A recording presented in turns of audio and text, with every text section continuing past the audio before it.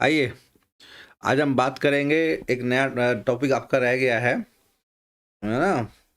उसके बारे में बात करने जा रहे हैं। वैसे तो तुम्हारा कंपैरेटिव स्टेटमेंट और कॉमन साइज स्टेटमेंट का टॉपिक बाकी रह गया है और कुछ चीज़ें और बची हैं उस किताब के अंदर, लेकिन पहले बड़ा टॉपिक कवर करेंगे, नॉन प्रॉफिट ऑर्गेनाइजेशन। तो आज हम बात करने जा रहे हैं नॉन प्रॉफिट ऑर्गेनाइजेशन के बारे में।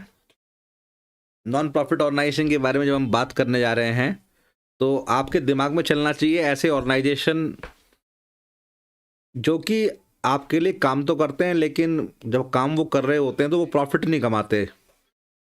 आपके आसपास बहुत सारे टेम्पल हैं, गुरुद्वारे आप जाते होंगे, या किसी मॉस्क में जाएंगे, आप चर्च में जाएंगे, या कोई और आपका चैरिटेबल हॉस्पिटल है, चैरिटेबल लाइब्रेरी है, बहुत सारे स्पोर्ट्स क्लब हैं।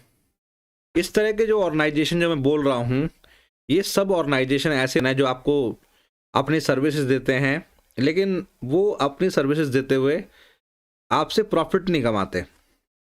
या तो वो अपनी सर्विसेज आपको देते हैं, फ्री देते हैं, या फिर क्या होता है कि आपसे चार्ज तो करते हैं लेकिन बहुत मामूली चार्ज करते हैं, नॉमिनल एक प्राइस आपसे चार्ज करते हैं अपनी सर्विसेज के लिए। तो ऐसे ऑर्गेनाइजेशन के बारे में हम बात करने जा रहे हैं। इनकी अकाउंटिंग कैसे की जाती है ये हमें देखना है। तो हम बात करने जा रहे हैं नॉट फॉर प्रॉफिट ऑर्गेनाइजेशन या नॉन प्रॉफिट ऑर्गेनाइजेशन के बारे में। बहुत से लोग इनको एनजीओ भी कह देते हैं। ठीक है, तो आते हैं, पहले हम समझते हैं कि क्या है ये ऑर्गेनाइजेशन, इनके बारे में लीगल फ्रेमवर्क क्या है।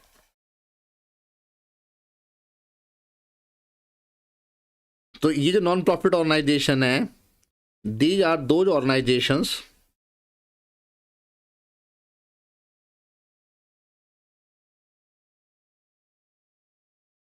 which provide their services to general public either at free of cost or at a price which is less than the actual cost incurred by these organizations.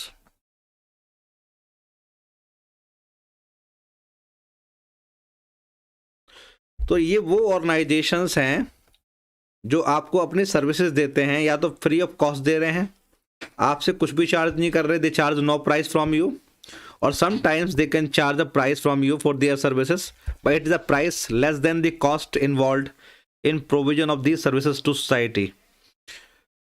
So around all of us we have number of organizations that match the features of such organizations as I am naming here: charitable hospital, charitable libraries, sports club. We have number of universities, number of colleges that help people by providing their services at free of cost or at a nominal price.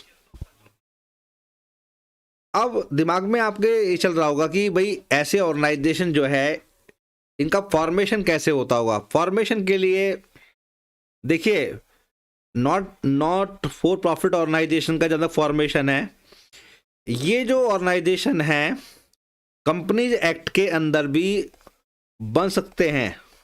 ऐसा नहीं, companies act मतलब एक non profit organisation एक company भी हो सकता है। Companies act 2013 में एक सेक्शन है, सेक्शन 8। सेक्शन 8 जो कंपनीज एक्ट का है वो ऐसे ऑर्गेनाइजेशन के बारे में बात करता है जो कि नॉट फॉर प्रॉफिट होते हैं, जो कि जनता की भलाई के लिए बनाए जाते हैं, कंपनी की फॉर्म में बनाए जाते हैं। तो कभी मान बैठना कि जो नॉट फॉर प्रॉफिट ऑर्गेनाइजेशन है they can not be a company, they can be formed as a company under section 8 of companies act 2013 by fulfilling certain conditions as per the law, as per the companies act. दूसरा, अगर हम बात करें कि ये non company form में भी काम कर सकते हैं, नॉन कंपनी फॉर्म में भी ये काम कर सकते हैं। नॉन कंपनी फॉर्म में काम करने के लिए हमारे देश के अंदर सोसाइटीज एक्ट है, सोसाइटीज रजिस्ट्रेशन एक्ट है।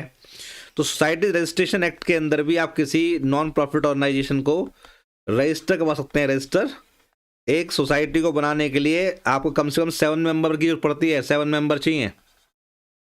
तो सोसाइटी रजिस्ट्रेशन एक्ट के अंदर भी क्या है, एक नॉन कंपनी की फॉर्म में किसी एनपीओ को आप खड़ा कर सकते हैं।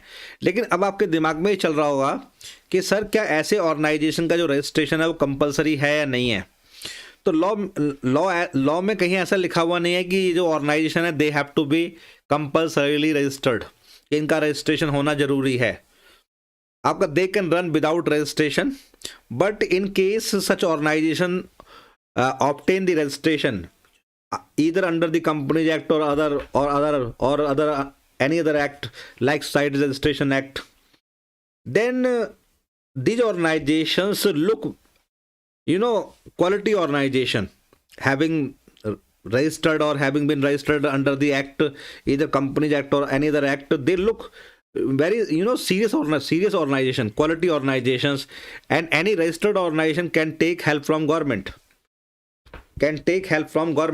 Because unregistered non-profit organization cannot be given any grant in aid by the government, because they don't look very serious organization in the eye of government. So whenever government brings any scheme to help non-profit organization, it will certainly help the registered non-profit organization by giving the grant. Even they are not required to be registered under any law compulsorily, but it is always recommended by the legal experts that they should be registered, because they will have more donations, more grant in aid by the government, and people can rely more on such registered organizations than the unregistered ones. तो इसका मतलब registration का फायदा इनको मिल सकता है अगर ये अपने आप को रजिस्टर करवा लें। तो कानून के हिसाब से अगर ये चलते हैं और रजिस्टर्ड होते हैं तो इनको बहुत सारे लोग इन पर विश्वास करते हैं और सरकार भी अपनी ग्रांट इनको देती है। तो वैसे जो रजिस्ट्रेशन है वो कंपलसरी नहीं होता है किसी भी नॉट फॉर प्रॉफिट ऑर्गेनाइजेशन का। मैंडेटरी रजिस्ट्रेशन का कोई स्कीम नहीं है हिंदुस्तान के अंदर। हाँ, अगर आपको फ़ायदा लेना है और ज़्यादा लोगों को जोड़ना है अपने काम से, अपने ऑब्जेक्टिव को स्प्रेड करने के लिए, अपने काम को फैलाने के लिए, तो ये रिकमेंड किया जाता है कि ऐसे ऑर्गेनाइजेशन अपना रजिस्ट्रेशन करवाएं, चाहे वो कंपनी एक्ट में करवाएं कंपनी बनाने के लिए, चाहे वो सोसाइटी रजिस्ट्रेशन एक्ट के अंदर क्या अपना रजिस्ट्रेशन करवाएं। ठीक है। अब सवाल यहाँ पर एक ये भी है कि जहाँ तक सवाल ये है कि भाई ये जो ऑर्गेनाइजेशन है इनकी अकाउंटिंग कैसे होगी। देखिए, अब आप अकाउंटिंग इतनी comprehensive accounting not for profit organisation की नहीं होती है। जैसे आप जानते हैं ना, एक प्रॉपर डबल एंट्री सिस्टम होता है जिसमें आपको याद होगा कि आप जर्नल में ट्रांजैक्शन को रिकॉर्ड करते हैं, फिर जर्नल से उनको लेजर में पोस्ट करते हैं, और लेजर में पोस्ट करने के बाद फिर ट्रायल बैलेंस बनाते हैं, उसके बाद आप फाइनल अकाउंट्स बनाते हैं। तो इतनी कॉम्प्रिहेंसिव अकाउंटिंग सिस्टम इनके लिए नहीं होता है। तो ये अपने अकाउंटिंग को थोड़ा सा क्या है छोटा रखते हैं। They are not required to follow the complete double entry system, I should say. They can use a simplistic way of accounting. They are not required to begin from journal and then posting transaction to ledger and preparing trial balance, and having prepared trial balance they will make the final accounts of their organization. They are not required. They are just to maintain simple accounting. They are just to maintain some books which can help them to find out their surplus or deficit. Because in case of non-profit organization, the profit is not called profit is called surplus, and loss is not called loss, it is called deficit. Generally the term profit or loss is attributed to the profit making organizations, and they are not meant to make any profit. They are formed not to make any profit but to help society by providing their services either at free of cost or at some price which is less than or below the actual cost they incur in providing or in producing their services. तो accounting के बारे में जहाँ तक सवाल है तो बड़ी कॉम्प्रिहेंसिव अकाउंटिंग यहाँ नहीं होने वाली है। अब आपके दिमाग में बात चल रहा होगा कि अकाउंटिंग का फ्रेमवर्क क्या है। तो यहाँ मैं आपको बताता हूँ कि फ्रेमवर्क कैसे काम करता है। Framework of accounting.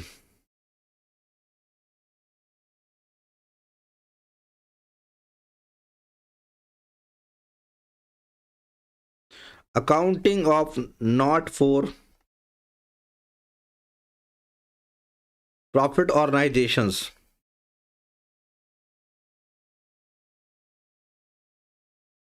तो इन ऑर्गेनाइजेशन के लिए अकाउंटिंग फ्रेमवर्क क्या होता है? तो ये जो मेजर बुक जो मेंटेन करते हैं, जो बहुत मेजर बुक है जो पूरी अकाउंटिंग का बेस बनती है इन ऑर्गेनाइजेशन के लिए, वो है कैश बुक। ये कैश बुक को मेंटेन करते हैं और ये मेजर बुक है इनके लिए। जो कैश बुक है वो मेजर बुक है, और आपको पता होगा कि जो कैश बुक है it records only cash transactions. ठीक है, क्योंकि आप पढ़ के आए 11th क्लास में, जो कैश बुक होती है केवल कैश ट्रांजेक्शन्स को रिकॉर्ड करती है, और ये जो है कैश बुक जो है मंथली बनाई जाती है। ठीक है, आपका पूरे मंथ की एक बार में आप कैश बुक तैयार करते हैं, फिर उस बैलेंस को आगे अगले मंथ में ले जाते हैं। इस तरह पूरे 12 महीने के लिए आप कैश बुक मेंटेन करते हैं मंथ के हिसाब से, है ना।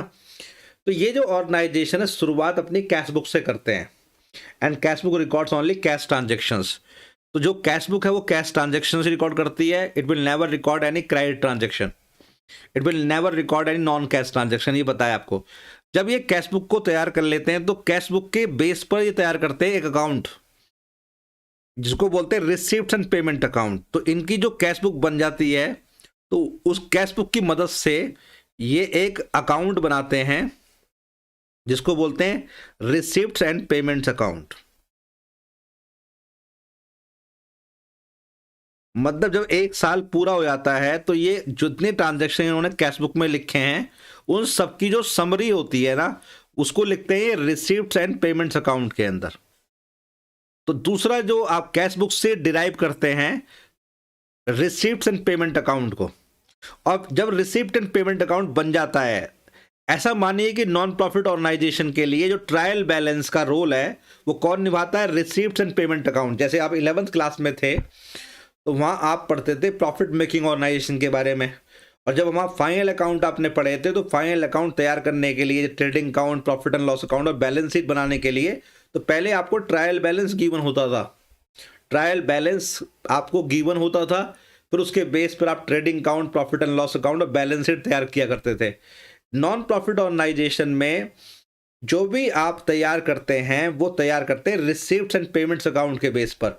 तो ऐसा मान के चलिए कि प्रॉफिट मेकिंग ऑर्गेनाइजेशन के लिए जो रोल ट्रायल बैलेंस निभाता है वही रोल यहाँ पर निभाने वाला है रिसीप्ट्स एंड पेमेंट अकाउंट, क्योंकि इसी अकाउंट के बेस पर हम तैयार करने जाएंगे, रिसीप्ट्स एंड पेमेंट अकाउंट के बेस पर ही हम तैयार करने जाएंगे आपका इनकम्स एंड एक्सपेंडिचर्स अकाउंट। क्योंकि यहाँ प्रॉफिट एंड लॉस अकाउंट नहीं बनता, यहाँ ट्रेडिंग अकाउंट नहीं बनता।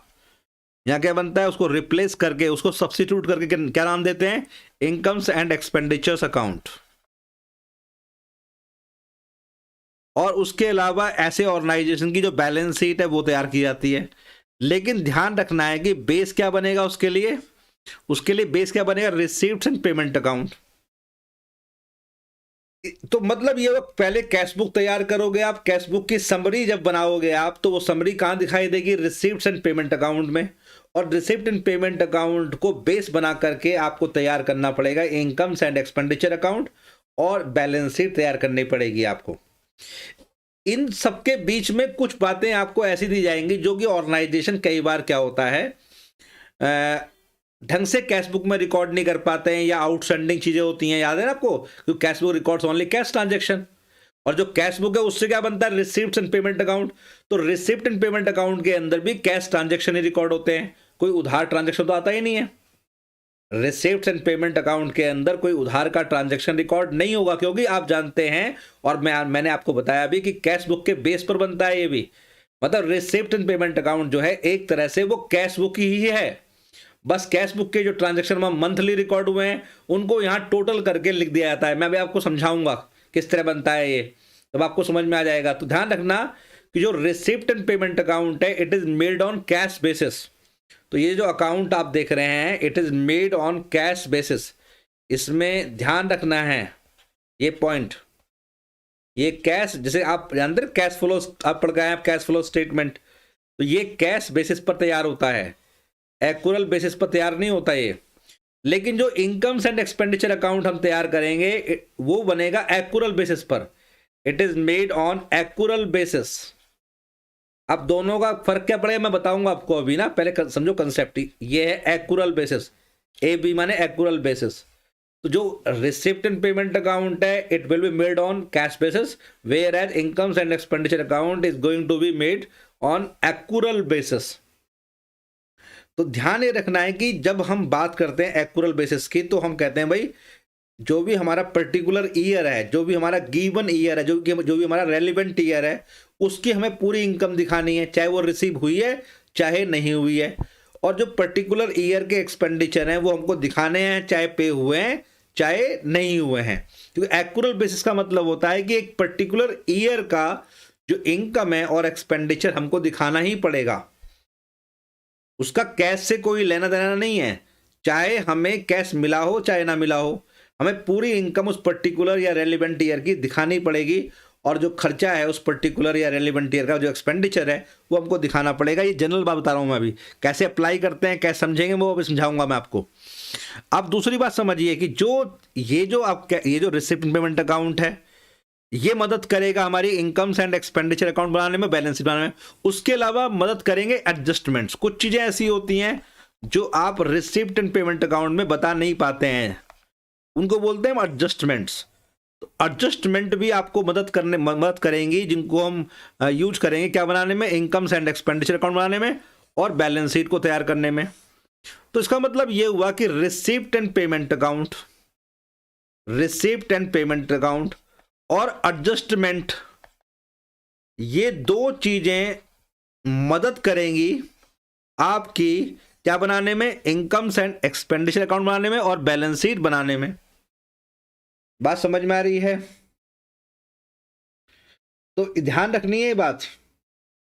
तो इसका मतलब ये है कि आपको ये दो चीजें बहुत ध्यान से पढ़नी पड़ेंगी, रिसिप्ट्स एंड पेमेंट अकाउंट और आपके एडजस्टमेंट्स। ठीक है, वो हम धीरे धीरे भी पहुंच रहे हैं वहां पर। अब लेकिन सवाल ये भी है, अब आप कहोगे सर कि जब हम एक नॉन प्रॉफिट ऑर्गेनाइजेशन को फाउंड करते हैं, फॉर्म करते हैं, स्टैब्लिश करते हैं, तो पैसा कहां से आता है हमारे पास में? तो पैसा हमारे पास आता है, बहुत सारे सोर्स ऑफ फाइनेंस हैं। देखिए मैंने अभी कहा था कि जो कैश बुक है it records only cash transactions, है ना, और कैश बुक के बेस पर ही बनता है रिसीप्ट्स एंड पेमेंट अकाउंट, वो उसकी समरी होता है वो, है ना। लेकिन सवाल ये कि हमारे पास पैसा आएगा कहां से? एक नॉन प्रॉफिट ऑर्गेनाइजेशन को चलाने के लिए पैसा कहां से आएगा? तो जो अब हम जहां समझते हैं नेचर ऑफ रिसिप्ट, जो हमारे पास पैसा है वो किस फॉर्म में आएगा, और अगर उसे क्लासिफाई किया जाए तो कैसे करेंगे हम। अभी मैं आपको कंसेप्ट पे ले जा रहा हूं धीरे धीरे, ठीक है, लेकिन इन चीजों को समझ करके ही आपको चलना पड़ेगा। दो तरह की रिसिप्ट होती हैं। देखिए अगर हमारे ऑर्गेनाइजेशन को कोई पैसा देके गया है तो उसको भी हमें देखना पड़ेगा कि उसको हम क्या बोलें, क्योंकि आप जानते हैं कि अभी हमने रिसिप्ट एंड पेमेंट अकाउंट बनाने के बाद बनाना है इनकम्स एंड एक्सपेंडिचर अकाउंट और बनानी है बैलेंस शीट। तो हमें हर रिसिप्ट को और पेमेंट को क्लासिफाई करना आना चाहिए। क्यों आना चाहिए उसका रीजन बताता हूं मैं आपको अभी ना। कुछ जो जितनी रिसिप्ट आ रही है हमारे पास में वो जरूरी नहीं सारी इनकम बन जाएंगी, है ना। तो रिसिप्ट भी दो तरह की होती हैं, एक होती है रेवेन्यू रिसिप्ट्स। अभी हम धीरे धीरे कंसेप्ट को समझ रहे हैं और बड़ा इजी टॉपिक है ये, ऐसा मत सोचना कि बहुत मुश्किल टॉपिक है। एक होती है कैपिटल रिसिप्ट्स, और जब हम इन दोनों को पढ़ रहे हैं तो हम साथ में ये भी पढ़ रहे हैं पैसा कहां से आएगा। किसी नॉन प्रॉफिट ऑर्गेनाइजेशन को चलाने के लिए पैसा हमारे पास आता कहां से है, ठीक है, ये भी हमें देखना है। आ जाइए। तो रेवेन्यू रिसिप्ट का मतलब क्या है? देखिए रेवेन्यू रिसिप्ट्स का मतलब है कि ऐसी रिसिप्ट जो कि रिकरिंग, पहली बात है जो रिकरिंग नेचर की हो, मतलब जो पैसा किसी नॉन प्रॉफिट ऑर्गेनाइजेशन को रेगुलर मिलता हो, हर साल मिलता हो, रिकरिंग नेचर का हो। जो हमारी रेवेन्यू रिसिप्ट हैं ऐसी रिसिप्ट होती हैं, they are of recurring nature, they are of regular nature. ध्यान रखना है, वो रेगुलर नेचर की होती हैं, रिकरिंग होती हैं वो, ये आपको ध्यान रखना है, ठीक है। दूसरी बात यह है कि जब किसी ऑर्गेनाइजेशन के पास रेवेन्यू रिसिप्ट आती हैं तो हमारे ऑर्गेनाइजेशन की कोई लायबिलिटी बढ़ती नहीं है। तो जो रेवेन्यू रिसिप्ट है दे विल नॉट इंक्रीज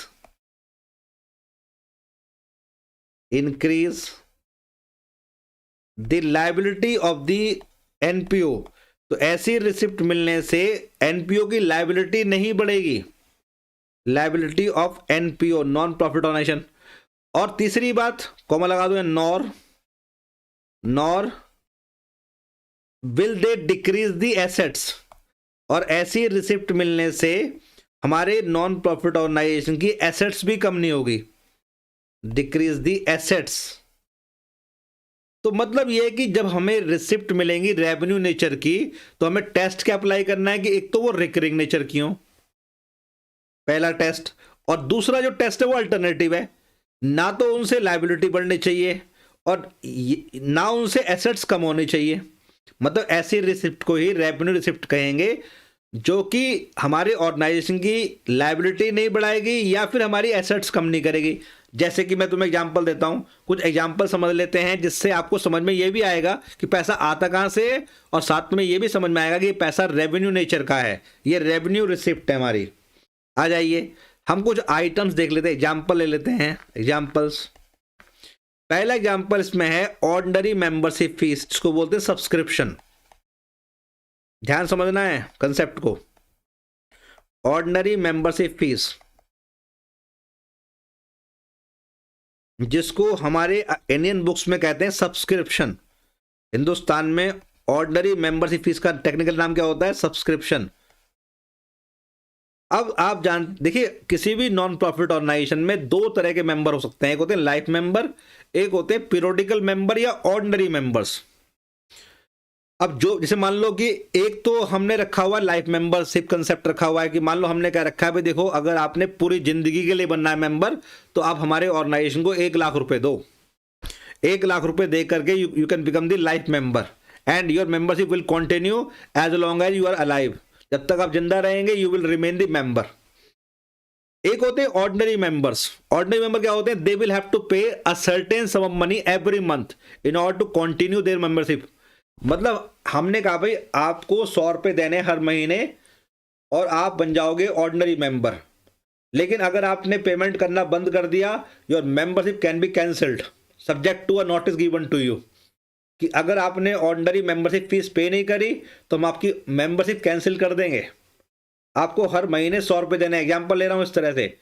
तो कई बार क्या होता है, कुछ पीरियोडिकल मेंबर भी होते हैं, लेकिन जो हमारे ऑर्डिनरी मेंबर होते हैं या पीरियोडिकल मेंबर होते हैं they will have to contribute every month a certain sum of money as agreed between organisation and the members, and they will have to pay the amount as agreed in order to continue their membership. Whenever they will default to make payment, their membership will be cancelled by giving them a notice that you haven't paid the money, pay it, otherwise your membership will be cancelled. This will be the language of notice that is being sent to the defaulters or the members who are not paying the ordinary membership fees. हम उसको बोलते हैं subscription. अब आप जानते हैं जो ordinary membership fees होती है वो हमारी रेवेन्यू रिसिप्ट है। क्या है हमारी वो रेवेन्यू रिसिप्ट? क्यों है? अप्लाई करते हैं, टेस्ट अप्लाई करो। एक तो हमें ये अमाउंट रेगुलर मिलता है, रिकरिंग नेचर का है, और जो मेंबर हमें पे करते हैं सब्सक्रिप्शन का अमाउंट या ऑर्डिनरी मेंबरशिप फीस का अमाउंट, वो बदले में हमसे कुछ लेते नहीं, हमारे ऊपर कोई जिम्मेदारी नहीं आती। ये नहीं कि जो सब्सक्रिप्शन देने वाला है वो हमसे कह रहा है मैं तुम्हें लोन दे रहा हूं, भाई लायबिलिटी हमारी बढ़ती नहीं है। ऑर्डिनरी मेंबर जो हमें अमाउंट पे करते हैं सब्सक्रिप्शन का अमाउंट या ऑर्डिनरी मेंबरशिप फीस का अमाउंट, उससे हमारी लायबिलिटी में कोई इंक्रीज नहीं होता है, कोई इंक्रीमेंट नहीं आता, और ना ही हमारी एसेट्स कम होती। ये नहीं होता कि वो हमें मेंबरशिप फीस दे रहे हैं तो हम उन्हें कुछ दे रहे हैं, हम कह रहे हैं चलो आप हमारे यहाँ का उठा के ले जाओ, फर्नीचर कंप्यूटर उठा के ले जाओ, हमारी ये एसेट्स ले जाओ, वो एसेट्स ले जाओ। ऐसा नहीं करते। अब वो आए, पैसा दिया, अपने घर गए, ठीक है, उस पैसे का इस्तेमाल हम करेंगे, हमारे ऊपर लिबर्टी है, हमने उस पैसे को लेकर के अपने ऊपर कोई लायबिलिटी नहीं ली। जैसे हम बैंक से लोन लेते हैं, तो बैंक का लोन वापस करना पड़ता है हमको, समझ रहे हैं आप? तो बैंक का लोन हमारे लिए रेवेन्यू रिसिप्ट नहीं हो सकता, और बैंक का लोन हम बार बार लेते नहीं है। अब मान लो कि एक ऑर्गेनाइजेशन ने अपनी मान लो एक चैरिटेबल हॉस्पिटल है, सपोज करो, अगर चैरिटेबल हॉस्पिटल ने अपनी एक्सरे मशीन जो पुरानी पड़ गई थी वो बेच दी और उसे बेचकर पैसा इकट्ठा किया, कबाड़े में बेच दी उसको और पैसा मिल गया, तो वो रेवेन्यू रिसिप्ट नहीं हो सकती, क्योंकि आप जानते हैं कि वहां हमने अपनी एसेट्स कम करी है। भाई एक्सरे मशीन हमारी एसेट्स थी, उसको बेच करके हमने पैसा इकट्ठा किया है, तो वो रेवेन्यू रिसिप्ट नहीं है हमारी, फिर हमारी क्या है, वो कैपिटल रिसिप्ट है। तो जो रेवेन्यू रिसिप्ट होती हैं वो रिकरिंग नेचर की होती हैं और उनके आने से जब वो हमारे पास आती हैं तो हमारी लायबिलिटी बढ़ती नहीं है और ना ही हमारी एसेट्स कम होती है, बस वो हमारे पास आ गई, अब उनका इस्तेमाल हमें करना है, हमने कोई उसकी जिम्मेदारी नहीं ली है, हमने देने वाले से ये नहीं कहा अरे हम तुम्हारे पैसे का ये करेंगे वो करेंगे, हमने कोई अंडरटेकिंग नहीं दिया, उनको प्रॉमिस नहीं किया, कोई कंडीशन नहीं मानने वाले हम उनकी, और ना ही बदले में कोई उनको देंगे एसेट्स कि हम तुमसे पैसा ले रहे हैं तो तुम ये ले जाओ। तो जो ऑर्डिनरी मेंबरशिप फीस है, ठीक है, ये हमारी क्या होती है, रेवेन्यू रिसिप्ट है। दूसरा देखो जनरल डोनेशंस, क्या आपका जनरल डोनेशंस, जैसे कि आप जानते हैं कि आप जाते हैं मंदिर में भगवान की पूजा करने के लिए, तो भगवान के सामने एक डब्बा रखा होता है, उस डब्बे में जाकर के आप 50, 100 रुपए, 10 रुपए, 20 रुपए डालते हैं। गुरुद्वारे गए, मंदिर गए, किसी आपका धार्मिक जगह जाते हो तो वहां आप जाकर के देते हो डोनेशन। डोनेशन माने वॉलंटरी कॉन्ट्रीब्यूशन, कोई बंदूक दिखा के पैसा नहीं ले रहा आपसे, आपकी मर्जी है, डालो मत डालो। जो पैसा आप डालते हो मंदिर के उस डब्बे के अंदर, उसे हम बोलते हैं जनरल डोनेशन। और ऐसा करने वाले लोग रोज आते हैं मंदिर में या गुरुद्वारे में या मस्जिद में या चर्च में, रोज दान करते हैं वो वॉलंटरीली। और जब ये पैसा मिलता है किसी भी ऑर्गेनाइजेशन को, किसी भी टेंपल को, चर्च को, मॉस्क को या गुरुद्वारे को, तो ये पैसा लायबिलिटी क्रिएट नहीं करता। दान देने वाला अपनी कंडीशन से दान नहीं देता, वो पैसा डाल करके चला जाता है चुपचाप, और ना ही बदले में मांगता कोई एसेट्स, जिससे कि नॉन प्रॉफिट ऑर्गेनाइजेशन को अपनी एसेट्स कम करनी पड़े। तो जो जनरल डोनेशन होते हैं ना, उन्हें हम बोलते हैं रेवेन्यू रिसिप्ट्स। बात समझ रहे हैं आप? और इस तरह के रिसिप्ट नॉन प्रॉफिट ऑर्गेनाइजेशन में रोज रोज आती हैं। डोनेशन का मतलब है कि आपका somebody is making a voluntary contribution, and if it is general in nature, then he makes contribution without putting any condition. He donates money, but he is not putting any condition in with regard to the utilization of money he is giving to the organization. मतलब वो कोई condition put नहीं कर रहा आपके सामने कि मेरे पैसे का इस्तेमाल आपने इस काम के लिए करना है। वो आया, पैसा दिया और गया। अब it is at your liberty where to use the money given by him. He will not come and see where you are using the money given by him, and therefore the amount given by such a person, he can be a member or he can be an outsider, and this money is termed as revenue receipt. बात समझ रहे हैं आप? तो general donation जो है हमारे क्या है, ये रेवेन्यू रिसिप्ट्स हैं। क्या हमारी ये रेवेन्यू रिसिप्ट्स। आ जाइए थर्ड समझिए, और एग्जांपल लेते हैं। एक होगा एंट्रेंस फीस। क्या? Entrance fees. एंट्रेंस, जैसे आप जानते हैं जब आप 12th क्लास पास कर लेंगे तो दिल्ली यूनिवर्सिटी के अंदर क्या होता है कि बहुत सारे कोर्सेज में एडमिशन लेने के लिए आपको एंट्रेंस देना पड़ता है। सारे कोर्सेज के लिए तो नहीं है, कुछ कोर्सेज का एडमिशन जो होता है वो होता है मेरिट के हिसाब से, कि भाई आपकी परसेंटेज को देख करके वो एडमिशन देते हैं। बीकॉम ऑनर्स है, इको ऑनर्स है, लेकिन अगर आपने एडमिशन लेना बीबीएस के अंदर या बीबीई के अंदर तो उसका एंट्रेंस देना पड़ेगा। आईपी यूनिवर्सिटी में सारे कोर्सेज के लिए एंट्रेंस होता है। IIM के अंदर आपने एडमिशन लेना है, BBA MBA के अंदर, तो वहाँ भी एंट्रेंस है।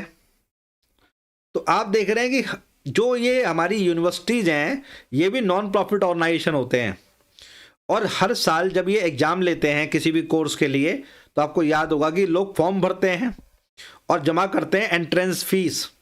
वो इनके लिए रेवेन्यू रिसिप्ट है, क्योंकि जो पैसा देने वाला वो ये नहीं कहता किसी यूनिवर्सिटी या कॉलेज से कि देखो जी मुझे पास कर देना, मुझे एडमिशन दे देना, ये नहीं कहता वो कभी भी।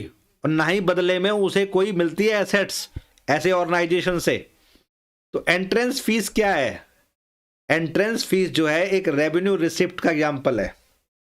बात समझ रहे हैं आप? अब जैसे बात सबको बात क्लियर हो रही है? लिख कर दो। एंट्रेंस फीस भी क्या है आपका? ये एक रेवेन्यू रिसिप्ट है। Because it is of recurring nature, it will not increase the liability of the organisation nor will it decrease the assets. जल्दी बताइए, जल्दी जल्दी बोलो। फोर्थ पॉइंट समझते हैं। आइए, एक होता है जनरल ग्रांट, गवर्नमेंट ग्रांट, जिसे मैंने अभी बताया था कि हमारे देश के अंदर कोई ऐसा कानून नहीं है जो आपसे ये कह रहा हो कि जब आप बनाते हैं नॉन प्रॉफिट ऑर्गेनाइजेशन तो आप उसका रजिस्ट्रेशन जरूर करवाएं। There is no mandatory registration scheme in India for the non profit organisations, but it is always recommended that the organization must be registered because the registered organization looks formal in nature, and people rely more on the registered organization than on the unregistered organizations. Likewise, government provides help or aid to the registered organizations in practical world more than the unregistered ones. तो इसलिए unregistered organisation की ज़्यादा value नहीं होती है, इसलिए ज़्यादातर आपको ऑर्गेनाइजेशन रजिस्टर्ड मिलेंगे और कानून कंपनी की फॉर्म में भी काम हो सकता है, और आप चाहें तो सोसाइटी रजिस्ट्रेशन एक्ट के अंदर भी इनको बना सकते हैं। गवर्नमेंट ग्रांट, मान लेते हैं कि एक रजिस्टर्ड नॉन प्रॉफिट ऑर्गेनाइजेशन है, गवर्नमेंट ने उसे 2 लाख रुपए की ग्रांट दे दी, और गवर्नमेंट ने, अगर देखो मैं एक छोटी सी लेता हूं केस स्टडी, आप बताना जरा मुझे कि ये रिसिप्ट रेवेन्यू रिसिप्ट है या कैपिटल रिसिप्ट है। मान लेते हैं कि ये दिल्ली के अंदर एक ऑर्गेनाइजेशन है, ये दिल्ली के अंदर एक आपका चैरिटेबल डिस्पेंसरी है, यह है Radha Krishna charitable dispensary RKCD। ये दिल्ली गवर्नमेंट है, मान लेते हैं ये दिल्ली गवर्नमेंट है। अब ध्यान समझना एग्जाम्पल को, ये हमारी दिल्ली गवर्नमेंट है। दिल्ली गवर्नमेंट ने इसको पहला केस 2 लाख रुपए दिए, और 2 लाख रुपए देते हुए गवर्नमेंट ने इससे कोई डिमांड नहीं करी, कुछ नहीं कहा, इससे कोई कंडीशन रखी नहीं, सीधा 2 लाख रुपए दिल्ली गवर्नमेंट ने दिए राधा कृष्णा चैरिटेबल डिस्पेंसरी को, और अपने ग्रांट के पेपर में कुछ लिखा नहीं है कि हमारे पैसे का इस्तेमाल यहां करना वहां करना, ऐसा कुछ लिखा नहीं है। और गवर्नमेंट ने कहा भाई ठीक है, आप अच्छा काम कर रहे हो, ठीक है, गरीब लोगों की मदद करते हो, दवाइयां फ्री बांटते हो, तो हम आपको हर साल दिया करेंगे 2 लाख रुपए, you come and take the money every year. तो ये जो अमाउंट है it is going to be a revenue receipt, ठीक है। लेकिन अगर Delhi government Radha Krishna charitable dispensary को 5 लाख रुपए दे रही है सपोज करो, और उनसे ये कह रही है कि देखो भाई आपका जो डिस्पेंसरी है ना वहां पर रूम कम है, मरीजों के इलाज के लिए रूम कम है, तो आप एक काम करो हमारे 5 लाख रुपए लो और बनाओ रूम, अपनी बिल्डिंग में 3 रूम और बना दो, ये 3 रूम और बना दो, R1 R2, क्योंकि गरीब लोगों की भीड़ बहुत होती है, बहुत से लोगों का इलाज नहीं हो पाता, तो आप क्या करो 3 रूम और बनाओ, अपनी फैसिलिटी बढ़ाओ, कुछ लोगों को और करो एडमिट उनका इलाज करने के लिए, पकड़ो 5 लाख रुपए। अब मुझे आप लोग ये बताओ जो 5 लाख रुपए क्या रेवेन्यू रिसिप्ट है या कैपिटल रिसिप्ट है? जल्दी बताओ, जल्दी बताइए। जो 5 लाख रुपए दिल्ली गवर्नमेंट दे रही है राधा कृष्णा चैरिटेबल डिस्पेंसरी को, वो कौन सी रिसिप्ट है उसके लिए? क्या दिल्ली गवर्नमेंट 5 लाख रुपए देते हुए कोई डिजायर कर रही है, कोई अपनी शर्त रख रही है, क्या अपनी कंडीशन रख रही है कि हमारे 5 लाख रुपए का इस्तेमाल यहां करना? अगर नहीं किया ना 5 लाख रुपए का यहां इस्तेमाल, तो आप पे केस कर देंगे कि आपने हमारे पैसे का दुरुपयोग किया है, आपने ब्रीच ऑफ ट्रस्ट किया है। ब्रीच ऑफ ट्रस्ट एक क्राइम होता है APC के अंदर, इंडियन पेनल कोड एक लॉ है, क्रिमिनल लॉ है, अगर आपने किसी का विश्वास भंग किया तो वो भी क्राइम है। तो ये 5 लाख रुपए जो दे रही है दिल्ली गवर्नमेंट RKCD को, वो कैपिटल रिसिप्ट है या रेवेन्यू रिसिप्ट है? जल्दी बताओ। Now the Delhi government is giving this amount of money to RKCD by putting a certain condition that the money given by them has to be utilized for a particular purpose that they have documented, they have mentioned. So in that case RKCD has an obligation, has a liability, has a responsibility to utilize the same amount of money given by the Delhi government for the purpose documented, for the purpose mentioned. मेरी बात समझ पा रहे हैं आप लोग? जल्दी बताइए। तो जो गवर्नमेंट ग्रांट है अगर किसी पर्पज के लिए मिल रही है तो वो कैपिटल रिसिप्ट है, क्योंकि आपकी लायबिलिटी बढ़ रही है। You are going to be responsible, and in case you are not going to use the money for the purpose mentioned, you are liable to be punished. आपके ऊपर एक केस हो जाएगा। तो ध्यान रखना कि जो हमें देखना है कि जो रिसिप्ट लायबिलिटी क्रिएट नहीं करती है और एसेट्स कम नहीं करती है, उसी को हम बोलते हैं रेवेन्यू रिसिप्ट। लेकिन जो हमारी रिस्पॉन्सिबिलिटी पैदा करे, जो हमारे ऊपर डर लाए, अरे अगर हमने ये काम नहीं किया तो ये 5 लाख वापस करने पड़ सकते हैं हमको गवर्नमेंट को, क्योंकि अगर हमने रूम नहीं बनाए 5 लाख से, तो we have to repay the money to the government. or in case you are not able to repay the money, in case you are not going to fulfill their condition, then they can forfeit your assets. They can forfeit your assets worth rupees 5 lakh. In case tomorrow you have not used the money for the purpose mentioned by the government, then government has the power or right either to get the refund of the money given by it to you, or in case you feel incompetent to repay the money, then they can forfeit your assets worth rupees 5 lakh.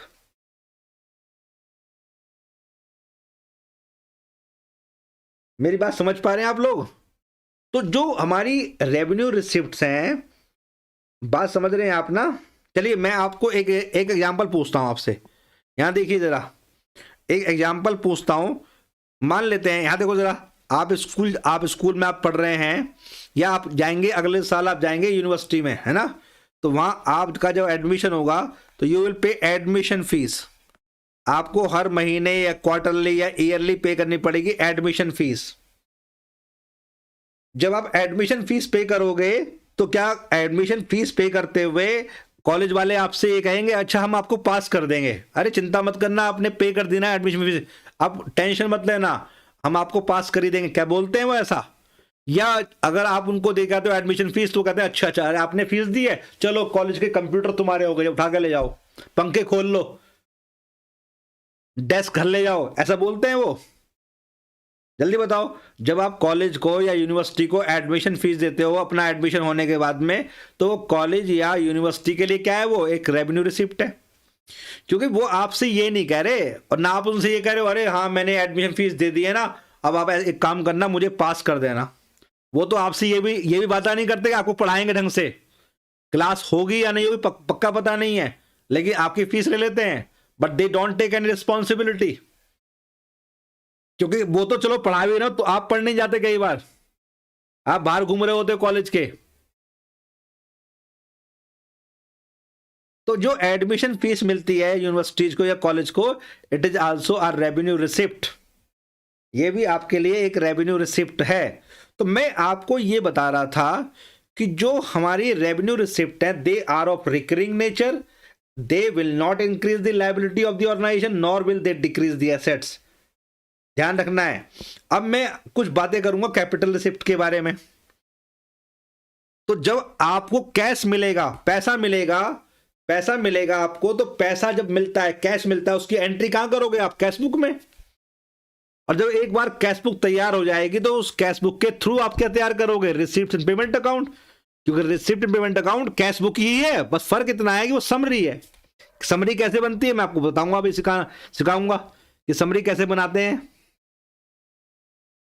लेकिन ध्यान रखना कि cash book भी बनती cash basis पर है, तो receipt and payment account भी कैश बेसिस पर ही बनता है। कोई credit transaction, non cash transaction ना तो कैश बुक में रिकॉर्ड होता है और ना ही रिसिप्ट एंड पेमेंट अकाउंट के अंदर। ये बात दिमाग में भर लो अपने। इन स्कूल एनपीओ होते हैं। हाँ देखो सुनो, अब महिमा का ऋतिक का सवाल है ये। ऋतिक कह रहा है सर स्कूल एनपीओ होते हैं, ज्यादातर स्कूल चलते हैं सोसाइटीज के अंदर।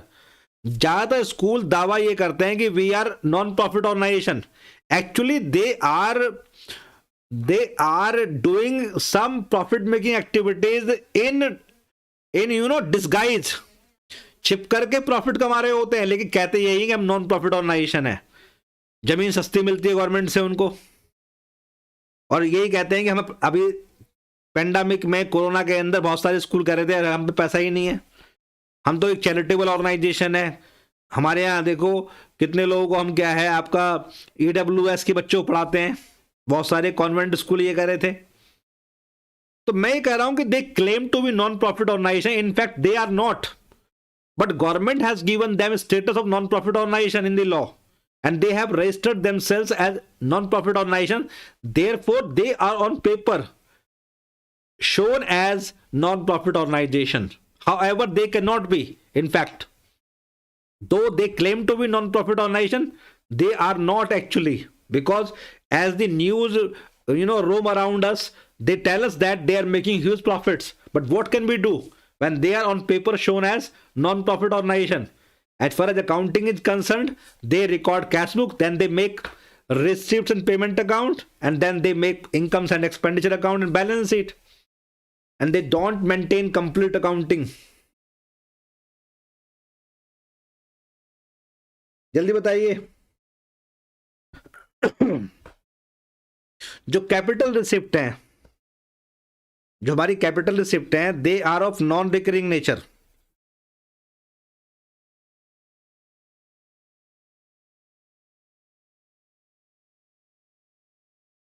They will either increase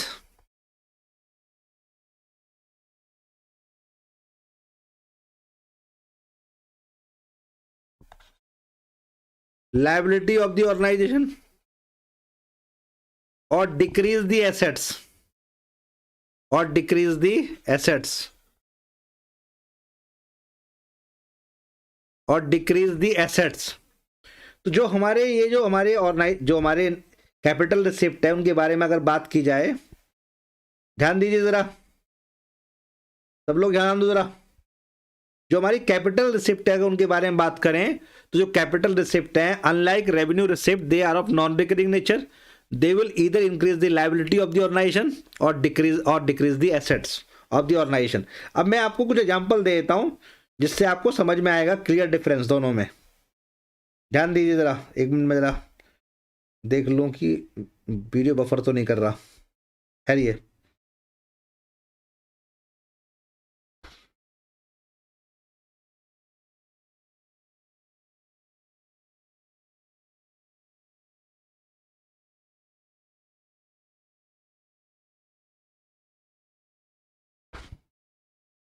चलिए आइए, तो आप लोगों को समझ में आ गया ये, आ जाइए उसका क्लियर सर। चलिए आइए, तो अब हम बात करें, कुछ एग्जांपल ले लेते हैं कैपिटल रिसिप्ट्स के ना, तो आपको समझ में आएगा पूरा। तो एग्जांपल्स ऑफ कैपिटल रिसिप्ट्स यहां बात कर लेते हैं।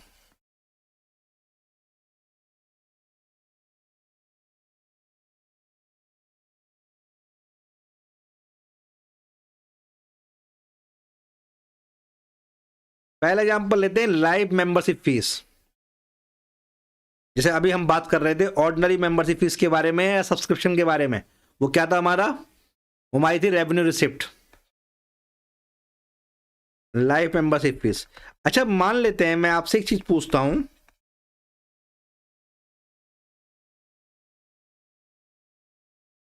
अगर आप किसी ऑर्गेनाइजेशन के बनने जा रहे हैं लाइफ मेंबर, और ऑर्गेनाइजेशन कहता है आपसे, मान लो कोई स्पोर्ट्स क्लब है, जैसे यमुना स्पोर्ट्स क्लब है दिल्ली के अंदर, तो बहुत सारे लोग वहाँ के लाइफ मेंबर भी हैं। अब लाइफ मेंबर में क्या होता है कि उसकी फैमिली को भी वो अलाउ करते हैं, वो कहते हैं भाई ठीक है हम आपको ये सर्विसेज देंगे, और आपको आप लाइफ मेंबर बन गए। तो आप ना एक काम करो, पहले तो उसका अमाउंट 10,000 रुपये था, अब बढ़ गया है, अब मेरे ख्याल 30-40 हज़ार रुपये की मिलती है life membership Yamuna sports club की। तो लाइफ मेंबर का मतलब ये है कि as long as the member is alive, his membership will continue, but membership is not transferable. If I have taken the membership of any sports club, then it will remain with me as long as I am alive. If I die tomorrow, my membership that I hold cannot be transferred or cannot be given to my son. But when I become the life member of any organization, I create responsibility on the organization that I am the life member and I will continue to visit your organization for my whole life, and you provide me services. You provide me, the playground, you provide me, basic amenities in the organization. It means people who become the life member put the responsibility they create responsibility, they impose burden on the organization that the organization has to maintain the quality services for the life members. तो मैं ये कह रहा हूं कि जो life membership fees है वो कैपिटल रिसिप्ट है। क्यों? क्योंकि लाइफ मेंबर्स को बहुत सारे राइट मिलते हैं। अगर उनको वो एमिनिटीज ना मिले, उनको फैसिलिटीज ना मिले, तो they can claim the refund of their fee. और पैसा उनको अगर वापस नहीं मिलेगा तो they will file a suit against the organisation because they are the life members, they have paid huge sum of money to the organisation. तो life membership fees क्या है? एक कैपिटल रिसिप्ट है। और लाइफ मेंबर रोज रोज बनते नहीं है लोग, लाइफ मेंबर मोटा अमाउंट पे करना पड़ता है। To become the life member you will have to pay a very huge amount of money once for all. So every day you will not find people coming to become the life members in any organization. You will find a few people who come, on and off to become the life members. So once in a blue moon you will find some people becoming the life member, but regularly you won't have large number of persons becoming the life member. बात समझ में आ रही है? तो life membership fees क्या है बताइए जल्दी से। लाइफ मेंबरशिप फीस क्या है? आपका एक कैपिटल रिसिप्ट है। लेकिन किसी ने 2 लाख रुपए दिए लाइफ मेंबर बनने के लिए, उसकी एंट्री आप कैश बुक में करोगे, और जब कैश बुक में करोगे तो रिसिप्ट एंड पेमेंट अकाउंट के अंदर भी वो एंट्री आएगी, क्योंकि आप जानते हैं कि जो रिसिप्ट पेमेंट अकाउंट है उसकी सारी एंट्री कहां से उठ के आती है? कैश बुक से। जितनी एंट्री कैश बुक में होती है वो सारी एंट्री कहां होती है? रिसिप्ट एंड पेमेंट अकाउंट के अंदर जरूर होती है, क्योंकि आप जानते हो receipt payment account cash book की ही समरी है।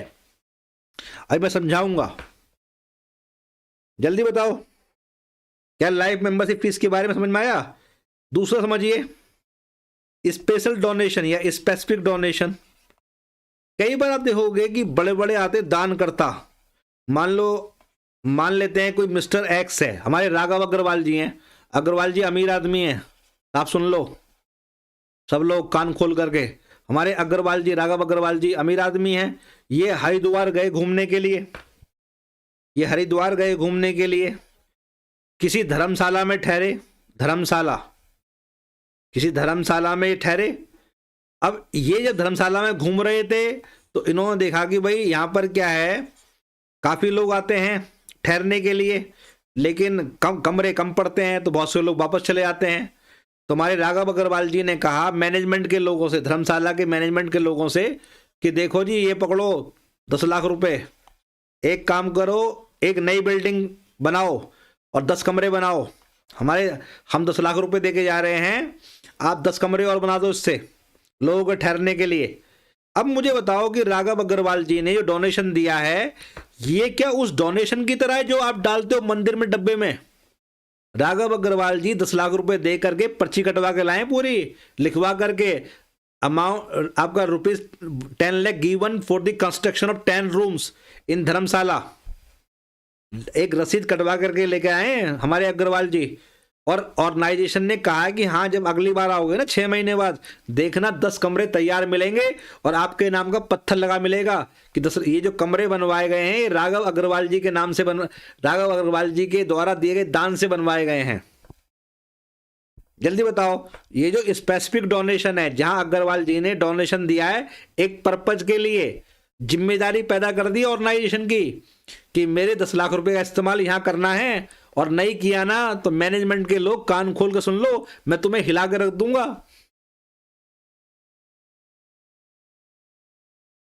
ये 10 लाख रुपए दे के आए हमारे अग्रवाल जी, ये कौन सी रिसिप्ट है? रेवेन्यू या कैपिटल? लिख करके दो।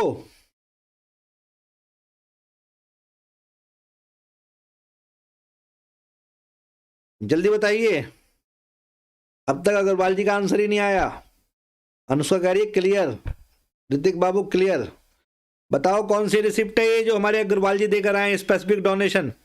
ये देकर आए donation for building, donation for this, donation for that.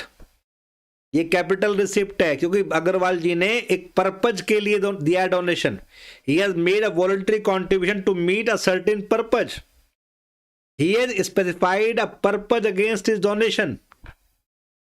तो उन्होंने एक पर्पज के लिए डोनेशन दिया है हमारे अग्रवाल साहब ने किसी धर्मशाला को, तो ये क्या बन जाएगा? Specific donation. ये कैपिटल रिसिप्ट है, ध्यान दीजिए।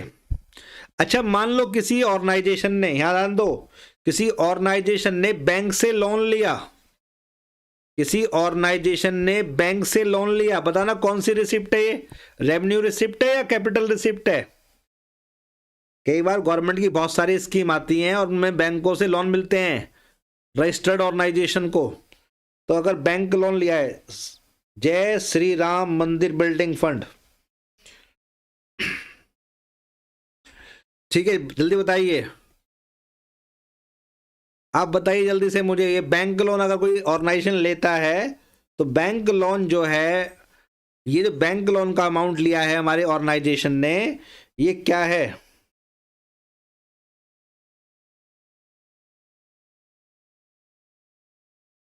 ये बैंक लोन क्या है? कैपिटल रिसिप्ट है, ध्यान रखना है। तो बैंक लोन वापस करना पड़ेगा, इससे लायबिलिटी बढ़ रही है ऑर्गेनाइजेशन की, ध्यान रखनी है बात। तो बैंक लोन अगर जब हमारा ऑर्गेनाइजेशन ले रहा है तो ये कैपिटल रिसिप्ट है।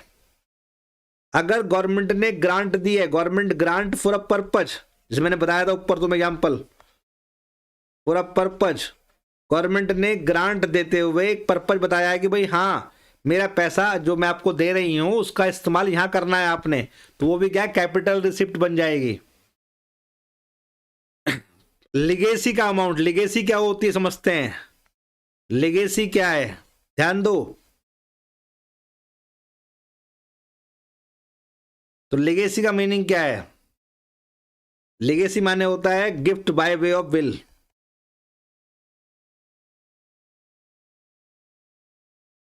वसीयत के द्वारा किसी ऑर्गेनाइजेशन को उपहार देना, गिफ्ट देना। जैसे मानिए ये जो मिस्टर एक्स हैं, मिस्टर एक्स ने एक वसीयत की है, विल की है, एक ऑर्गेनाइजेशन है Radha Krishna charitable dispensary, RKCD, ये एक चैरिटेबल डिस्पेंसरी है, ऑर्गेनाइजेशन है, ठीक है। इसने क्या करा, मिस्टर एक्स ने, जब ये 80 साल के थे और इनको लगने लगा कि अब कुछ दिन बाकी रह गए इनकी जिंदगी के, तो इन्होंने एक विल की है, इन्होंने एक विल की और उस विल में लिख कर गए कि मेरे मरने के बाद SBI के अंदर जो मेरा अकाउंट है उसमें जितना मेरा पैसा होगा, जितना मेरा पैसा होगा, मान लेते हैं इनका अमाउंट जमा है 20 लाख, ये 20 लाख मेरे मरने के बाद दे दिया जाए किसको? RKCD को। किसको? RKCD को, राधा कृष्णा चैरिटेबल डिस्पेंसरी को दे दिया जाए, ठीक है। तो आप देख रहे हैं कि यहां पर जो मिस्टर एक्स हैं उन्होंने एक वसीयत की है जिसमें उन्होंने लिखा है कि 20 लाख रुपए वो दे के जाएंगे उनके मरने के बाद, उनके बैंक में जो डिपॉजिट्स हैं 20 लाख रुपए के, वो राधा कृष्णा चैरिटेबल डिस्पेंसरी को मिल जाएंगे। क्लियर है? तो जो ये जो RKCD को पैसा मिला लिगेसी का, अब लिगेसी जब होती है तो लिगेसी करने वाला उसमें ये लिख देता है, लिगेसी के अंदर, विल के अंदर लिख देता है कि मेरे मरने के बाद जो पैसा मैं दे रहा हूं या छोड़ के जा रहा हूं, किसके लिए? एक नॉन प्रॉफिट ऑर्गेनाइजेशन के लिए, उसका इस्तेमाल इस काम के लिए होना चाहिए। लिगेसी करने वाले को बोलते हैं लिगेटर। लिगेटर लिगेसी डॉक्यूमेंट में ये लिखकर जाता है कि भाई जो पैसा मेरे मरने के बाद ऑर्गेनाइजेशन को मिलेगा वो पैसा इस काम के लिए इस्तेमाल होना चाहिए, वो एक पर्पज को मेंशन कर देता है। इसीलिए उसके मरने के बाद जब ये पैसा मिलता है ऑर्गेनाइजेशन को, तो ऑर्गेनाइजेशन को पैसा उसी काम के लिए इस्तेमाल करना पड़ता है जिस काम के लिए लिखा गया था लिगेसी में। और अगर मान लो कि ऑर्गेनाइजेशन ब्रीच करता है, वायलेशन करता है, उस पैसे का इस्तेमाल कहीं और करता है, तो जो लिगेटर होता है, जो विल करने वाला होता है, वो अपने विल को इंप्लीमेंट करवाने के लिए अपॉइंट करता है एग्जीक्यूटर। वो किसी इंसान को बना के जाता है एग्जीक्यूटर, जो चेक करता रहता है कि विल करने वाले के पैसे का इस्तेमाल ठीक हो रहा है या नहीं हो रहा है। मतलब कहीं ना कहीं लिगेटर, विल करने वाला, किसी इंसान को अपॉइंट करके जाता है कि मेरे मरने के बाद ये पैसा मिल जाएगा इस नॉन प्रॉफिट ऑर्गेनाइजेशन को, लेकिन उस पैसे का इस्तेमाल यहां होना है। तो वो मिस्टर वाई को अपॉइंट कर गया एग्जीक्यूटर, किसी वकील को, किसी चार्टर्ड अकाउंटेंट को, कि आप देखना और अगर नहीं इस्तेमाल हो रहा हो तो आप उनसे इस्तेमाल करवाना, उनकी जिम्मेदारी तय करवाना, अगर वो ना माने तो कोर्ट में जाना, उन्हें कंपेल करना। क्लियर है? इस तरह जो लिगेसी का अमाउंट है वो भी कैपिटल रिसिप्ट होता है, क्योंकि जब ये पैसा मिलता है लिगेसी के अंडर, तो ये भी एक जिम्मेदारी पैदा करता है ऑर्गेनाइजेशन के लिए कि ये पैसा उसी पर्पज के लिए इस्तेमाल होना चाहिए जो कि लिगेसी डॉक्यूमेंट में लिगेटर ने लिखा है। अगर लिगेटी इस कंडीशन को नहीं मानता है, जो लिगेटी माने नॉन प्रॉफिट ऑर्गेनाइजेशन जिसके नाम में ये पैसा हो रहा है, तो ध्यान रखना है कि लिगेसी जो है वो एक कैपिटल रिसिप्ट है, ध्यान रखनी है ये बात। तो मैं आप यहां देखो जरा एक एग्जांपल और लेते हैं। जैसे हमें मान लो किसी ऑर्गेनाइजेशन ने अपनी पुरानी मशीन बेची या फर्नीचर बेचा, sale of old furniture, sale of old furniture या सेल ऑफ ओल्ड मशीनरी। अब मान लेते हैं कि हमारे किसी ऑर्गेनाइजेशन ने अपना पुराना फर्नीचर बेचा या पुरानी मशीन बेची और पैसा मिला, तो बताना कौन सी रिसिप्ट है ये, रेवेन्यू या कैपिटल? क्योंकि आप देख रहे हो यहां एसेट्स कम करके पैसा मिल रहा है हमको, एसेट्स कम करके पैसा मिल रहा है हमको, ये क्या है हमारी कैपिटल रिसिप्ट, क्या हमारी ये कैपिटल रिसिप्ट है। तो जब हम एसेट्स को कम करके पैसा रिसीव करते हैं वो भी क्या होती है, हमारी कैपिटल रिसिप्ट होती है। तो मैं ये बताने की कोशिश कर रहा था कि जब हमें पैसा मिलेगा, कैश मिलेगा, जिसको हम कैश बुक में रिकॉर्ड करेंगे और कैश बुक के बाद उसको समरी की फॉर्म में कहाँ रखेंगे, ला करके रिसिप्ट्स एंड पेमेंट अकाउंट में। ये हमारी रिसिप्ट के बारे में बात कर रहा था। और जो रिसिप्ट वहां दिखाई देंगी वो दो तरह की हो सकती हैं, एक रेवेन्यू नेचर की और एक हमारी कैपिटल नेचर की। तो जो हमारी कैश बुक है या रिसिप्ट एंड पेमेंट अकाउंट है उसमें हर तरह की रिसिप्ट रिकॉर्ड होगी, ध्यान रखना है। तो पहली बात नोट कर लो, जो हमारा रिसिप्ट एंड पेमेंट अकाउंट है जो बनता कैश बुक से ही है, पहली बात नोट करो, नोट नंबर 1 कि जो रिसिप्ट एंड पेमेंट अकाउंट है ये हर तरह की रिसिप्ट को रिकॉर्ड करेगा।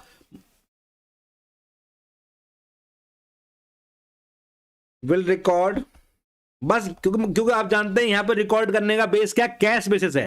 पैसा मिला हमको तो रिकॉर्ड करना ही है, चाहे वो रेवेन्यू नेचर का हो चाहे वो कैपिटल नेचर का हो। हाँ, अगर हमें कैश मिला है तो हमें उसको रिकॉर्ड करना ही है।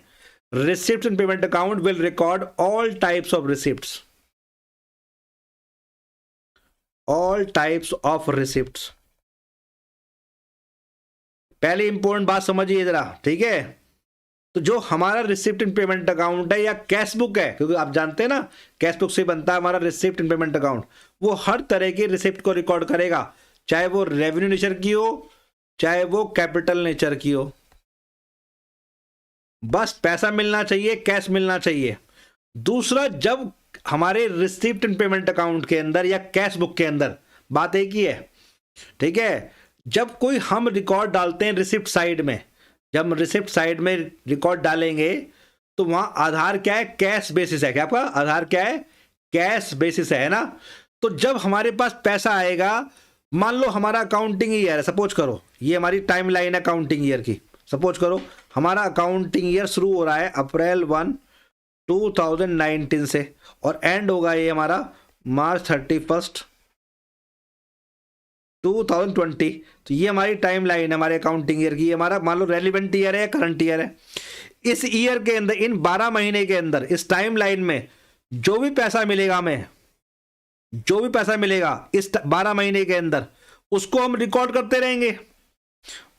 मान लेते हैं कि हमें पैसा मिल इस 12 महीने के अंदर जो पैसा हमको मिलेगा वो हो सकता है पैसा करंट ईयर का हो, इस साल का जिस साल में मिल रहा हो सकता है कि पैसा लास्ट ईयर का हो, मिला इस साल हो, या पैसा मिला इस साल है लेकिन है वो कब का, नेक्स्ट ईयर का, NY।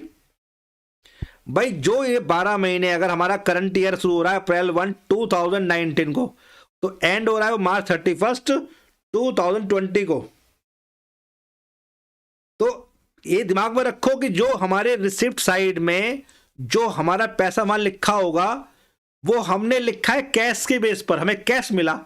अब ये जो 12 महीने हमारे करंट ईयर के हैं, इनमें पैसा ऐसा हो सकता है कि हमारा करंट ईयर का मिल जाए हमको, हो सकता है कि कोई इंसान हमें पैसा एडवांस दे जाए नेक्स्ट ईयर के लिए इन्हीं 12 महीने के अंदर, हो सकता है कि पिछले साल किसी ने हमारे पैसे ना दिए हो, वो इस साल दे रहे हो, तो पैसा हमको लास्ट ईयर का भी मिल सकता है। इसका मतलब ये हुआ कि इन 12 महीने के अंदर जो 12 महीने की हमारी रिसिप्ट हैं, जो ये 12 महीने की रिसिप्ट हैं, अगर हम ध्यान से देखेंगे तो उन रिसिप्ट के अंदर पैसा करंट ईयर का, नेक्स्ट ईयर का और लास्ट ईयर का हो सकता है।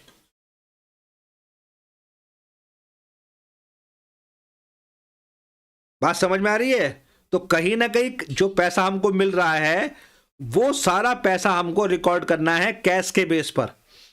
मतलब जितना पैसा इन 12 महीने में हमको मिलेगा, चाहे वो हमारे इस साल का हो, चाहे वो हमें इस साल में मिला हो अगले साल का, चाहे हमें इस साल में मिला हो पिछले साल का, अगर हमें इन 12 महीने में कैश मिला है तो उसको हमें यहां रिकॉर्ड करना पड़ेगा अपने रिसीप्ट एंड पेमेंट अकाउंट के अंदर, जो कि हम बना रहे हैं अपने इस पीरियड के लिए, अप्रैल 1 2019 से लेकर के मार्च 31 2020 तक।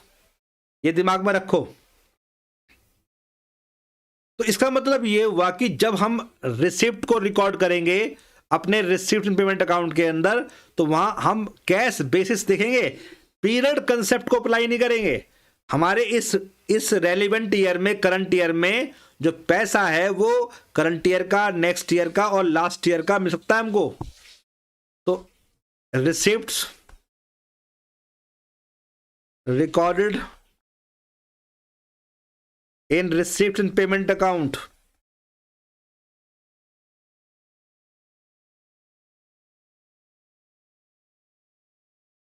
during the year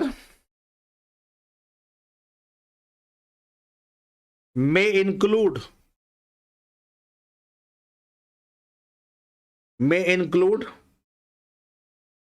the receipts for the current year, comma last year LY and next year। ध्यान रखनी है बात। Receipts recorded in receipt payment account during the year may include the receipts for the current year, last year and next year।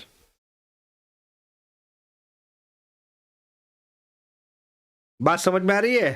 तो इसका मतलब ये हो गया कि भाई दो चीजें बड़ी इंपॉर्टेंट हैं कि जब हम रिसिप्ट एंड पेमेंट अकाउंट की रिसिप्ट साइड को देखें तो एक बात हमारे दिमाग में ये रहनी चाहिए, पहली बात कि इस रिसिप्ट साइड के अंदर दोनों तरह की हमें मिलेंगी रिसिप्ट, रेवेन्यू नेचर की भी और कैपिटल नेचर की भी। और दूसरा, जो भी अमाउंट वहां लिखा है वो कैश के बेस पे लिखा हुआ है। और जो 12 महीने का हमारा करंट ईयर का पीरियड है, जरूरी नहीं है कि उस 12 महीने के पीरियड में पैसा हमको करंट ईयर का ही कैश मिला हो सकता है कि इस करंट ईयर में पैसा हमें मिला हो अगले साल का, या पैसा मिला हो हमें पिछले साल का, इस साल के अलावा। इस बात पर भी ध्यान देना है, ये मोस्ट इंपोर्टेंट बात है, ये मोस्ट इंपोर्टेंट बात है। और मैंने भी कहा था कि जो कैश बुक में लिखते हैं वो रिसिप्ट पेमेंट अकाउंट में जरूर लिखा जाएगा, क्योंकि उसी की समरी है ये। और आपको याद होगा कि जो हमारी कैश बुक है वो दिखाती है कैश के बैलेंस, बिगिनिंग वाला और एंड का। इसी तरह जो हमारा रिसिप्ट एंड पेमेंट अकाउंट है वो भी कैश के बैलेंस दिखाएगा। ये कोई आपका हमारा सरप्लस या डेफिसिट या इनकम या एक्सपेंडिचर के लिए नहीं है, ये हमें कैश और बैंक के ओपनिंग बैलेंस और क्लोजिंग बैलेंस देगा, जिसे हमारी कैश बुक देती है हमको। तो ध्यान रखनी है बात, ठीक है। चलिए अब आते हैं हम पेमेंट के बारे में बात कर लेते हैं। जिस तरह रिसिप्ट दो तरह की होती हैं उस तरह पेमेंट भी दो तरह की होती हैं।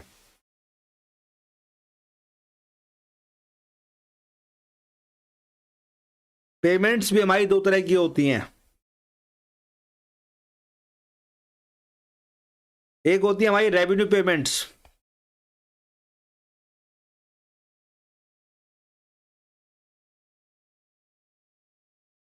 और एक हमारी होती है capital payments.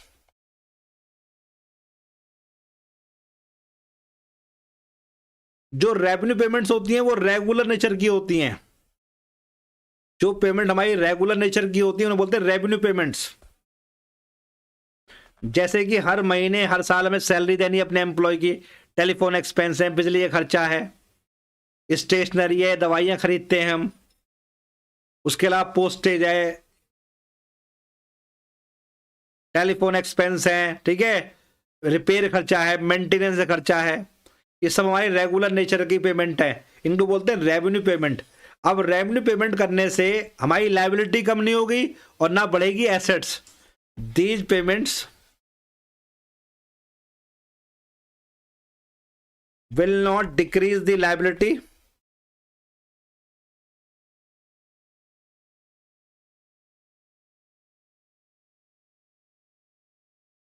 nor will increase the assets। तो रेवेन्यू पेमेंट करने से हमारी लायबिलिटी कम नहीं होगी और हमारी एसेट्स क्या है, बढ़ेगी नहीं। अगर हम टेलीफोन एक्सपेंस पे कर रहे हैं तो कहाँ हमारी लायबिलिटी कम होती है, अगले महीने फिर बिल आएगा और भरना पड़ेगा। बिजली का बिल भर रहे हैं तो अगले महीने फिर आएगा, फिर भरना पड़ेगा। एम्प्लॉय की सैलरी हर महीने देनी पड़ेगी ना, एक बार दे दी तो लायबिलिटी खत्म। तो ये जो पेमेंट है इनसे हमारी लायबिलिटी कम नहीं होती है और ना बढ़ती है एसेट्स। अब किसी एम्प्लॉय को हम सैलरी दे रहे हैं, ये थोड़ा ना अपने घर का जो फर्नीचर है वो हमें ला के दे देगा या हमें अपनी बिल्डिंग दे देगा, अपना मकान दे देगा हमें। तो ऐसी पेमेंट से ना तो हमारी लायबिलिटी कम होती है ना बढ़ती है हमारी एसेट्स, और ये रेगुलर नेचर की होती हैं। तो बहुत सारे खर्चे हम रेगुलर कोर्स में करते हैं, चाहे वो टेलीफोन एक्सपेंस है, स्टेशनरी खरीदना है, मेडिसिन खरीदना है, किसी और ने फूड के खर्चे हैं, गरीबों को खाना बांटना है, उसके अलावा पोस्टेज खर्चा है, रिपेयर खर्चा है, बिजली के बिल हैं, लाइटिंग एक्सपेंस है। तो ये सारे खर्चे हमारे रेवेन्यू पेमेंट्स होते हैं, ठीक है। ना तो इनसे लायबिलिटी कम होती है और ना बढ़ती है एसेट्स। एक होती है हमारी कैपिटल पेमेंट्स, ये नॉन रिकरिंग नेचर की होती हैं। क्या होती हैं? नॉन रिकरिंग नेचर की। और जब ये पेमेंट हम करते हैं तो हमारी लायबिलिटी कम होती है या हमारी बढ़ती है assets. They will either decrease liability or increase assets. Increase the assets, इनसे या तो हमारी लायबिलिटी कम होगी या हमारी एसेट्स क्या है, बढ़ जाएगी। अब जैसे मान लो हमने खरीदा फर्नीचर, हमने कैश दे करके फर्नीचर खरीदा, तो कौन सी पेमेंट है, क्या बताना मुझे। अगर हमने परचेज किया है फर्नीचर, परचेज ऑफ फर्नीचर, हमने फर्नीचर खरीदा, बताओ पेमेंट कौन सी है वो। हमने पैसा इन्वेस्ट किया, हमने इन्वेस्टमेंट किया, एक नॉन प्रॉफिट ऑर्गेनाइजेशन ने इन्वेस्टमेंट किया, या उसने लोन पे कर दिया, रीपेमेंट ऑफ लोन, जो लोन लिया था उसको चुका दिया। ये कौन सी पेमेंट है भाई? फर्नीचर खरीदना, मशीन खरीदना, या इन्वेस्टमेंट करना, या लोन को रीपे कर देना, ये कौन सी पेमेंट है? ये किस तरह की पेमेंट है, जल्दी बताओ। जो पेमेंट लायबिलिटी कम करती हैं या एसेट्स को बढ़ाती हैं, उन पेमेंट को हम बोलते हैं कैपिटल पेमेंट्स। लिख कर दो मुझे। तो कई बार फर्नीचर आप खरीदोगे, इन्वेस्टमेंट करोगे, लोन को रीपे करोगे, ये सारी पेमेंट कैपिटल नेचर की होंगी। और ध्यान रखना कि रिसिप्ट एंड पेमेंट अकाउंट की पेमेंट साइड में आपको दोनों तरह की मिलेंगी रिसिप्ट, रेवेन्यू नेचर वाली भी और कैपिटल नेचर वाली भी, और वो रिकॉर्ड होंगे कैश के बेस पर। वो रिकॉर्ड होंगे कैश के बेस पर।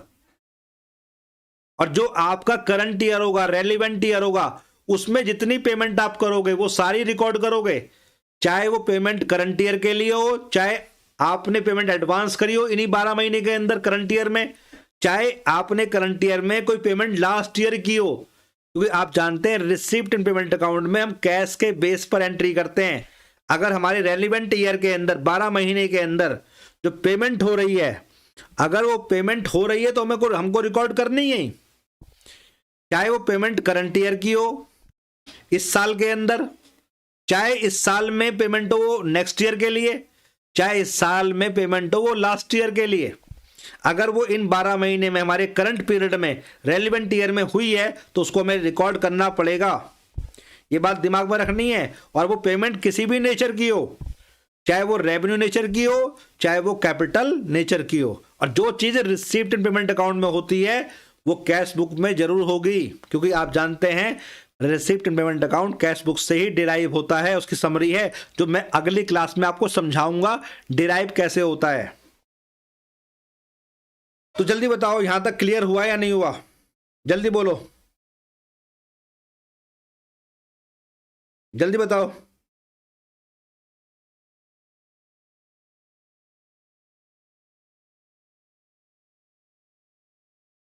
जल्दी बोलो।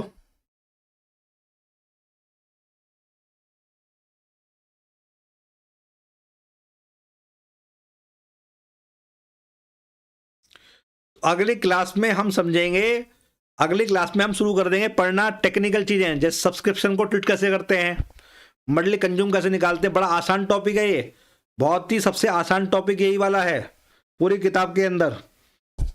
बड़ा ही आसान टॉपिक पढ़ने जा रहे हैं आप, अगली क्लास में आपको अंदाजा हो जाएगा कितना आसान टॉपिक है। तो बस जितना आज बताया है, बस ये ध्यान रखना कि रिसिप्ट एंड पेमेंट अकाउंट बनता है कैश के बेसिस पर, और इसमें हर तरह की रिसिप्ट रिकॉर्ड होती है, चाहे वो रेवेन्यू नेचर की हो, चाहे वो कैपिटल नेचर की हो। इस तरह हर तरह की पेमेंट रिकॉर्ड होती है, चाहे वो रेवेन्यू नेचर की हो, चाहे वो कैपिटल नेचर की हो, और रिकॉर्ड करते हुए कैश के बेस पे करते हैं। अगर हमारे रेलिवेंट ईयर में, करंट ईयर में पेमेंट हो रही है, तो पेमेंट चाहे वो करंट ईयर की हो, चाहे वो इस साल में नेक्स्ट ईयर की कर रहे हो हम, चाहे इस साल में हम लास्ट ईयर कर रहे हो, हमें इस साल में पेमेंट दिखानी पड़ेगी, क्योंकि कर तो हम इस साल रहे हैं ना। और इस तरह रिसिप्ट भी जो हमारी रेलिवेंट ईयर में हो रही है, चाहे वो हमारे करंट ईयर के लिए हो, चाहे वो इस साल में हमारी जो रिसिप्ट है वो पिछले साल की आ रही हो, चाहे हमें रिसिप्ट मिल रही हो इस साल में नेक्स्ट ईयर के लिए, वो हमें दिखानी पड़ेगी इस साल के अंदर ही, क्योंकि कैश के बेस बनता है अकाउंट।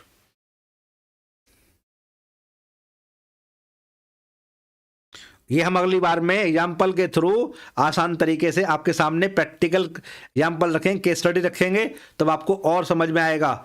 आज इतना करो रिवाइज, अगली क्लास में मिलते हैं आपसे फिर, ठीक है। मेरी शुभकामनाएं आप सब लोगों के साथ हैं।